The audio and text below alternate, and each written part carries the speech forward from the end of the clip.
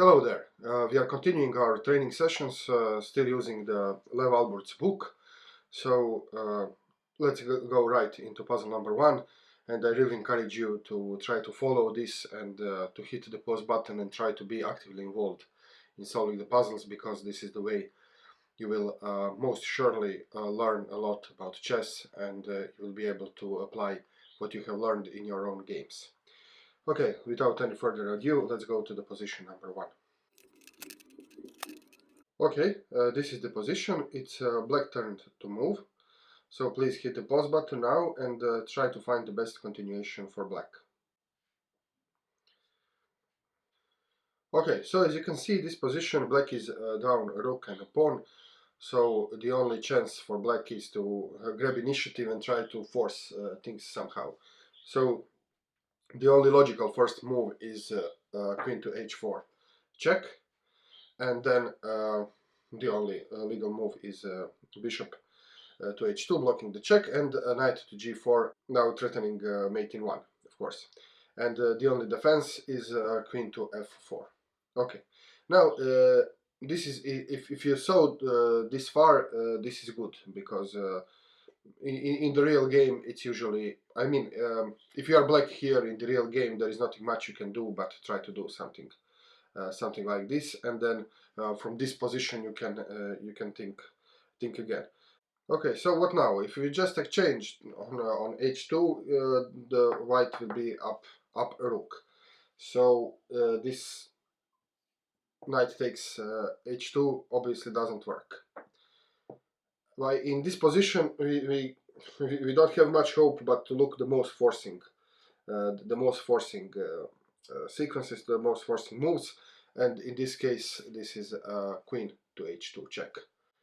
And now you can see that the only legal move is knight takes h2, and then you have checkmate, smothered mate. Okay, so the sequence is relatively simple here. I will just repeat the main points. But in the real game, maybe you don't, maybe you are not able to calculate that far, or it's not even necessary, because this is important. This is what I want to achieve with this sessions, not only to give you a tactical solution, but how would you think in the real game. So what else can you do here? I mean, you have to give a check. You have to try to pressure, because otherwise you're just dead lost. So this is just the move you have to play, even if you don't calculate anything else. And then after he blocks, well, of course you will try to play the most forcing move.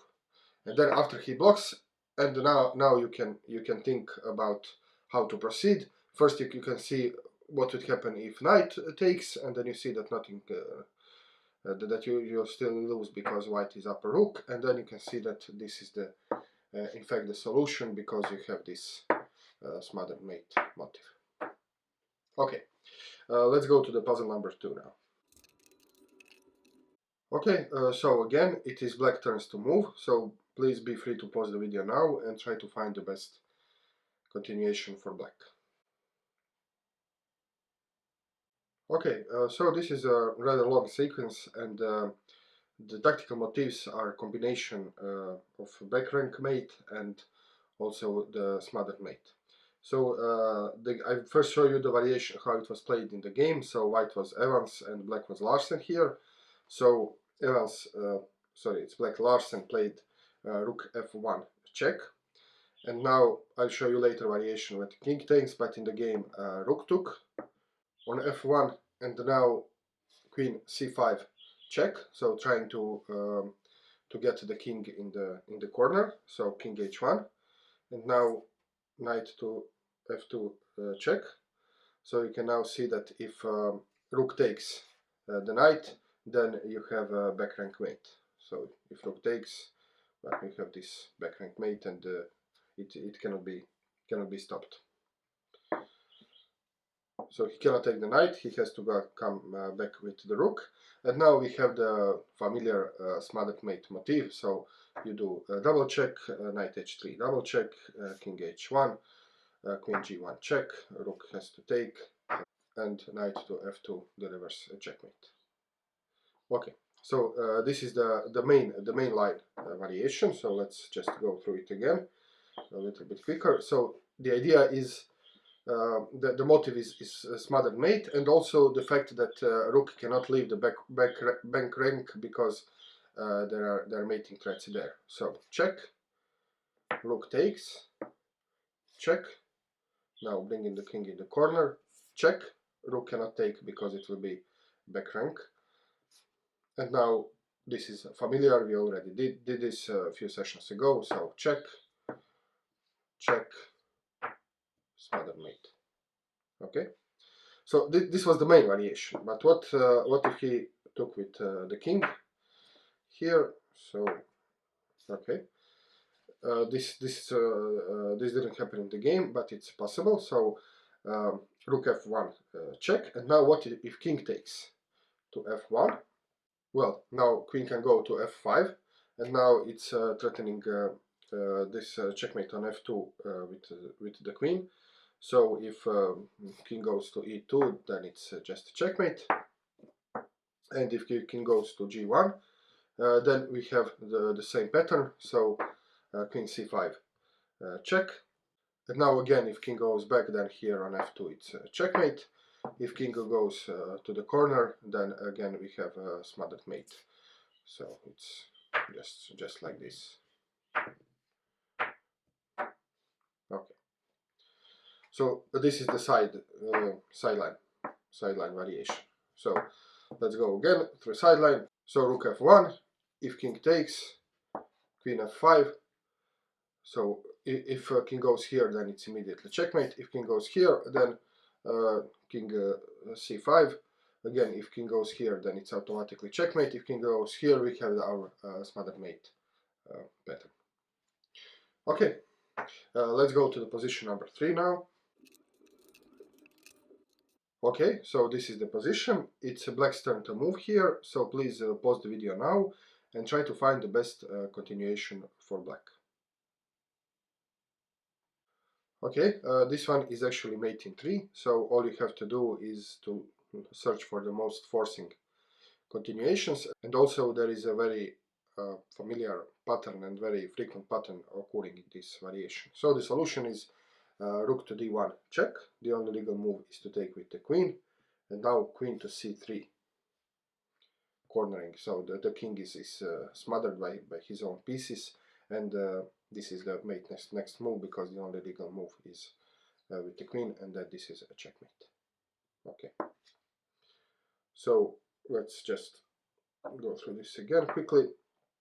So the solution, you can see that the king is smothered. It cannot go anywhere, so you can just force check, and then this is the pattern. So the queen can deliver this kind of check, and it happens quite often in the games that you just forget that the queen can deliver this kind of check. You are just thinking about, especially when you have tripled your heavy pieces, then you are just focused about how to force the break, the forward move on the lines, and sometimes you tend to forget that the queen can do this kind of thing. Okay, and this is mate next move. Okay, let's go to the position number 4 now, and the last position in this session. Okay, this is the position. Again, it's black's turn to move. So please pause the video now and try to find the best continuation for black.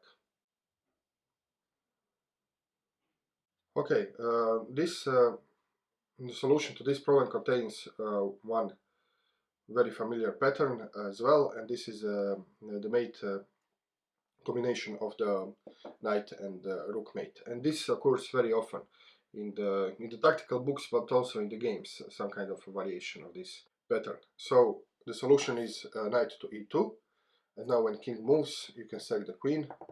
The king has to take the queen, and then this is mate. So this pattern is very thematic, and it occurs very often. So the idea is that the pawn is blocking the escape square for the king, and the knight is hitting these two squares. Okay. So this is this is the pattern you need to know. And once you know this pattern, then it's rather easy to see the solution, although it does involve this fancy queen sacrifice, but it doesn't matter. If you know the pattern, then it's very simple. So a knight check, king has to move, you sack the queen, king goes here, and now you have this pattern with the knight hitting these two squares, and then this is checkmate.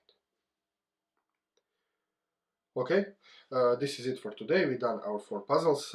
Thank you very much for watching. I hope that you are learning something. I hope that you are actively watching these videos, and I believe you will improve your game while doing this for sure. Thanks again for watching. Leave the comment below, click the like button, and I will see you very soon with more chess and more exercises. Cheers.